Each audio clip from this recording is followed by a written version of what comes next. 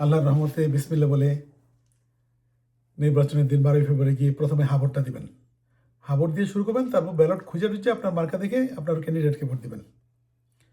আমাদের রাষ্ট্র দেখেন কত দিন হয়ে গেছে, আজকে 55 বছর যাবৎ আমাদের রাষ্ট্রের কোনো গোসল করা হয়নি, স্নান করা হয়নি, মানে রাষ্ট্র পুরো অপরিচ্ছন্ন হয়ে গেছে, তাই না?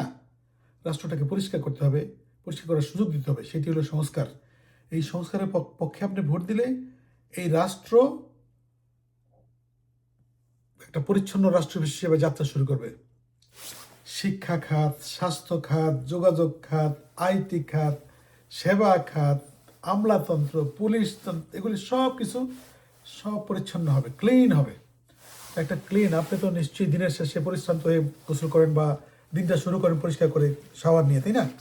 তো রাষ্ট্রকে একটা শাওয়ার দেওয়া হয়নি কতদিন, 55 ইয়ার্স। এটা বর্জ্যে ভরপুর উঠতেছে, নানান ধরনের মানে আসে না, যত আকাম কুকামে পরিপূর্ণ হয়ে গেছে রাষ্ট্রের বিভিন্ন সংস্থাগুলি। এই সবগুলি এই মানে ওই যে বললো না ওই দিন একজন উপদেষ্টা, উনি বলল যে জগদ্দল পাথরের মতো হয়ে গেছে। তো আমাদের এই সেক্রেটারি থেকে ভূত বের করতে হবে, আমাদের শিক্ষা প্রতিষ্ঠানগুলি থেকে ভূত বের করতে হবে, আমাদের পুলিশের ভিতর থেকে ভূত বের করতে হবে, আমাদের কাস্টমস, ইনকাম ট্যাক্স, এই সমস্ত জায়গার থেকে ভূত বের করতে হবে। আর্মির ভিতরে আনতে হবে পরিপূর্ণ একটা সুশৃঙ্খল বাহিনী হিসেবে প্রতিষ্ঠিত করতে হবে, যেই বাহিনী কোনো পরাশক্তিকে ভয় পায় না। আপনাকে প্রতিরক্ষা বিষয়ে আপনাকে অনেক উন্নতি করতে হবে। প্রতিরক্ষা কন্ট্রাক্টগুলি বাইরের বড় বড় দেশগুলোর সাথে এমনভাবে করতে হবে যে আমরা কাউকে ভয় না পাই, পৃথিবীতে আমরা সমান মাথা উঁচু করে দাঁড়াবো। আমাদের রাষ্ট্র পৃথিবীর মধ্যে 8ম বৃহত্তম রাষ্ট্র জনসংখ্যার ভিত্তিতে। সেই ক্ষেত্রে আমাদের বাংলাদেশ পিছিয়ে পড়ার দিকে যাবে না। আর ঠেলা তাকে 47-এ 71-এ ওই রাজাকার আলবদর বিএনপি স্বাধীনতার পক্ষে বিপক্ষে এগুলি বলে আর ভাগাভাগি করা যাবে না।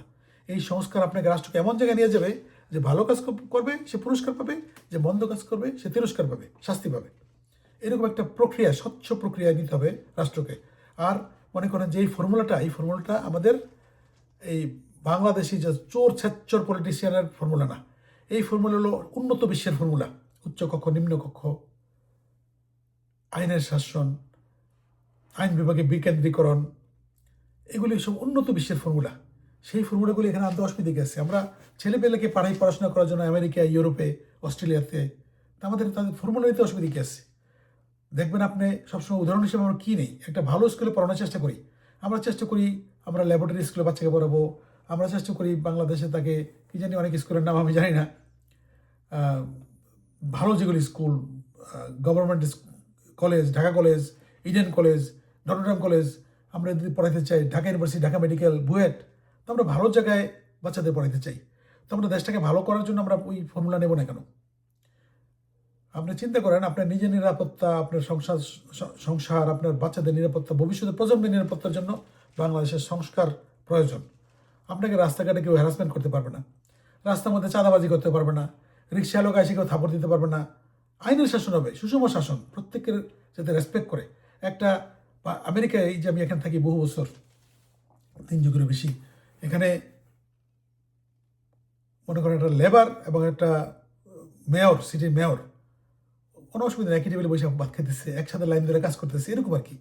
যে আপনার সেলুট মারা, সালাম দেওয়া, আপনার সেক্রেটারি আপনাকে হুজুর করতে হবে বা কিছু একটা। হ্যাঁ, এখানে আমরা দেখি যে ব্যাংকের যে সর্বোচ্চ বস সে দরজাটা খুলে দেয়, কথা বলে। হ্যাঁ, ইভেন আমি একটা উদাহরণ দিই, ছোট্ট উদাহরণ। আমি যখন এই দেশের নাগরিকত্ব পরীক্ষা দিতে গেলাম বহু বছর আগে, তখন আমরা বাইরে লাইন ধরে দাঁড়াইছি বিভিন্ন দেশ, আমরা বাংলাদেশি, পাকিস্তানি, আরব, চায়না, ইন্ডিয়া, ভিয়েতনাম, প্রচুর দেশের লোকজন আসছে। আমরা কয়েকজন মানে একসাথে 200-300 বা 500 এরকম। তা আমাদের লাইন ধরাইতেছে, লাইন ঠিক করতেছে এসে এক ভদ্রমহিলা, কালো করে, ব্ল্যাক লেডি। তা আমরা মনে করছি মানে সিকিউরিটি গার্ড, সে লাইন ধরে দাঁড়াইতে বলতেছে, ঠিকমতো সুন্দর করতেছে, কথা বলতেছে, পুরো লাইন টাইন ঠিক করা। তারপরে আমাদের যখন ভিতরে ঢুকলাম, তো দেখলাম যে আমাদের ওথ দিতেছে, আমাদের যে শপথ করাচ্ছে নাগরিকত্বের, সেই ভদ্রমহিলা, ব্ল্যাক লেডি। উনি ওখানকার এই সর্বোচ্চ বস ছিলেন আর কি। হ্যাঁ, জাস্টিস, বিচারক বা কিছু একটা হবেন আর কি। তো চিন্তা করেন যে আমরা তো এরকম কল্পনা করতে পারি বাংলাদেশে দেখা গেল যে যে ব্যাংকের ম্যানেজার, উনি দরজা খুলে দেবো, মাথা খারাপ নাকি? প্রশ্নই আসে না। উনি ওনার চেম্বারে বসে থাকবেন, উনি ইচ্ছা হলে কথা বললেন, নাইলে বললেন না। এখানে যেমন স্কুলে আমাদের বাচ্চাদের যখন পড়তো স্কুলের প্রিন্সিপাল যে সর্বোচ্চ বয়স সে বাচ্চাদের রিসিভ করতো, বাস থেকে নামলে বা যে আমরা নামাই দিয়ে আসতাম গাড়িতে, কার রাইডিং, ওখানে রিসিভ করতেন প্রিন্সিপাল স্কুলের। হ্যাঁ, এখানে স্কুলের প্রিন্সিপাল কিন্তু অনেক বেতন, মনে করেন অনেক বেলা বেতন, অনেক শিক্ষিত এরা। তো যাই হোক, এই ধরনের একটা কল্যাণমুখী রাষ্ট্রের দিকে দেশকে নেওয়ার জন্য আপনার হ্যাঁ ভোট দেওয়া দরকার। হ্যাঁ ভোট দিলে হলো কি, এই যে সমস্ত এজেন্ডাগুলি আছে সংস্কারের, এগুলি করতে বাধ্য হবে আগামী সংসদ, আগামী সরকার, যারা সরকার প্রতিষ্ঠা করবে, যারা প্রধানমন্ত্রী হবে, তারা বাধ্য এগুলি করতে। এটা করলে একটা ব্যালেন্স অফ পাওয়ার হবে। আছে না, আমি নিষিদ্ধ করে দিলাম, জামাত নিষিদ্ধ, জামাতের নিবন্ধন নিষিদ্ধ, ওদের পলিটিক্স নিষিদ্ধ, এটা করতে পারবো না। আমি এই জন্য গতকালকে একটা এপিসোড করলাম, ছোট্ট একটা এপিসোড, সেখানে বলেছিলাম যে হ্যাঁ ভোট দেওয়াটা আওয়ামী লীগের জন্য সবচেয়ে জরুরি। কারণ নাইলে এই যে বিএনপি বলেন, জামাত বলেন, এদের ছাড়া তো আর গভর্নমেন্ট করার কেউ নাই। এদের যে পেদানি আওয়ামী লীগ দিছে, এই আওয়ামী লীগের কিন্তু এই যদি হ্যাঁ ভোট জয় না হয়, তাহলে আওয়ামী লীগকে নিশ্চিত করে দিতে পারবে তারা ইজিলি, এই পার্টি থাকবে না। আর মোটামুটি এই 5 বছর যদি এদের দবায় রাখে, আওয়ামী লীগ তো শেষ, এমনি শেষ হয়ে গেছে। হাসিনা বিহীন আওয়ামী লীগ তো কোনো ক্যাপ্টেন নাই, আর ক্যাপ্টেন হইতে গেলে মারামারি খুনাখুনি আরও হবে অনেক। তো আমি মনে করি যে আওয়ামী লীগের ওনাদেরকে হ্যাঁ ভোট দেওয়াটা ওনাদের জন্য জরুরি, যদি পার্টিকে তারা ভালোবাসে, পার্টিকে যদি টিকে রাখতে হয় বাংলাদেশে, এটা খুবই জরুরি। এছাড়াও ধরেন এই যে অনেকে দেখি না ভোটের পক্ষে কথা বলে, এই যে বিশেষ করে বাংলাদেশ কমিউনিস্ট পার্টি, এটা একটা হাই পার্টি, এদের কি আছে জানি না আমি, ক্যাপিটাল বাংলাদেশে কোনো একটা কল্যাণমূলক কাজ গত 55 বছর তারা করছে বলে আমি দেখিনি। খালি নেগেটিভ কথা বলে। শ্রমিক এদের সোজা আছে না, যারা কম শিক্ষিত বোকা টেপে লোক, তাদেরকে তাল দিয়ে হরতাল করায়, আর গভর্নমেন্টের বিরুদ্ধে লেগে থাকে সবসময়, এদের কাজ এটি আর কি, আর কোনো কাজ নাই। এবং এরাও তো আছে না, এরা ওই খিরাজ খায়, চান্দা খায়, বড় বড় ব্যবসায়ীর থেকে চান্দা বান্দা খায়, তা চলে তারা আর কি। হ্যাঁ, এদের নিষিদ্ধ করা দরকার সবার আগে মনে করি। এই না ভোটের কথা বলে কত বড় সাহস এদের। এবার হা ভোট যদি জয় হয়, এদেরকে আমি জবাব দেবো, প্রত্যেকের আলাদা করে জবাব দেবো। আমার শ্রদ্ধেয় আছে অনেকেই, আমাদের অনেক ঘনিষ্ঠ বন্ধু আছে, কিন্তু বলবো যে what you did in last 55 years, জিজ্ঞেস করবো, একটা ভালো কাজ দেখাও তোমরা, তোমাদের ব্যক্তিগত জীবনে সব তো ভালো কাজ করছো, বাচ্চা কাজ তো ঠিক আছে, সবই তো বিদেশে পড়তেছে, এদেশে করতেছে, খুবই নাম্বার 1। আর নিজে এসে শ্রমিকদেরকে খেপাই দেওয়া, মন দর বিক্রি করে দিচ্ছে, এই সমস্ত টাউট বাট পারমার কাজ স্লোগান দাও।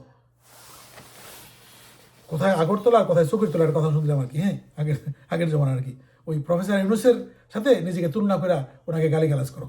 আর তোমার যোগ্যতাটা কি? আমি উত্তেজিত হয়ে যেতেছি, সংসারে আমার ব্লাড প্রেশার আছে, নিজেকে কন্ট্রোল করি।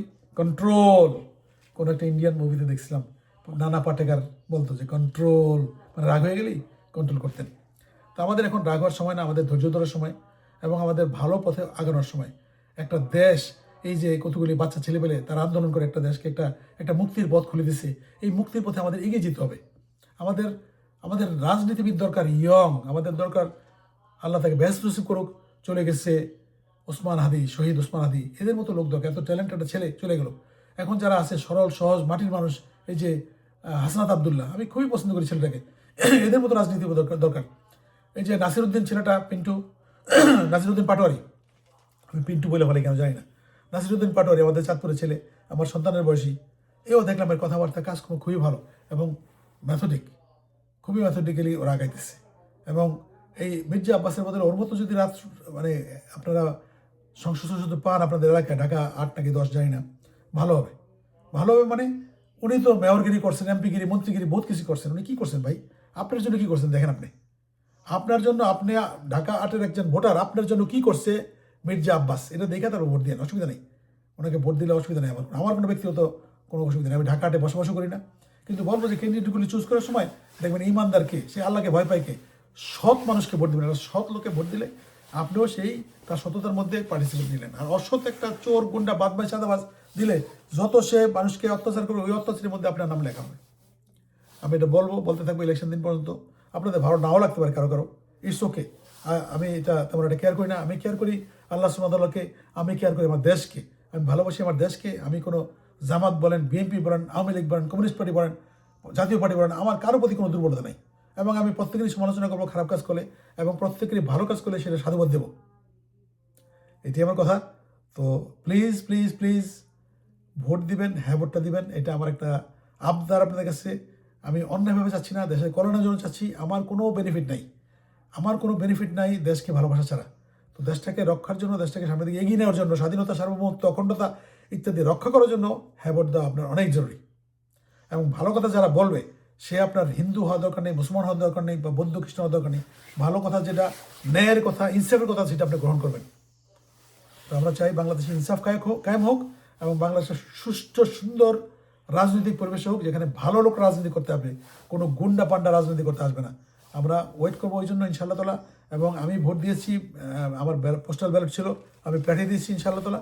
আমি হ্যাঁ ভোট দিয়েছি এবং আপনাদের বলবো হ্যাঁ ভোট দেন। এবং না ভোট যারা দিতে বলে, তাদের ব্যক্তিগত চরিত্র খুঁজে দেখেন তারা কেন বলে। তাদের ব্যাকগ্রাউন্ড করবেন, ফেসবুকে 3-4টা টিপ দিলে পেয়ে যাবেন তারা কি বলে, কেন বলে, এবং কে তাদের গুরু, যদি না তাদের ওই ফটো ব্লক করা থাকে আর কি। হ্যাঁ, বাট আপনি পাইবেন যে ঘুরে ঘুরে দেখবেন ওই স্বৈরাচারে তাদের দোষরতারা, অথবা অসৎ ব্যবসা করে, অথবা তাদের নিজেদের ব্যক্তিগত চরিত্র খারাপ, এরাই না ভোট দেবে। কারণ এদের ভালো কিছু দেখতে পারবে না। এবং যুগে যুগে সেই আদম আলাইহিস সালাম সৃষ্টি হওয়ার পর থেকেই যখন ভালো কিছু আসছে, তখনই খারাপ লোকরা এটা পিছনে লেগে গেছে। আর আমাদেরও অন্যায় কি, যারা ভালো লোক, আমি আমাকে ভালো বলি না, বাট আমি ভালোদের সাথে থাকতে চাই। ভালো লোকরা তারা কোনো আওয়াজ করে না, চুপচাপ থাকে, কিন্তু তাদেরও সামনে আগে আসা দরকার।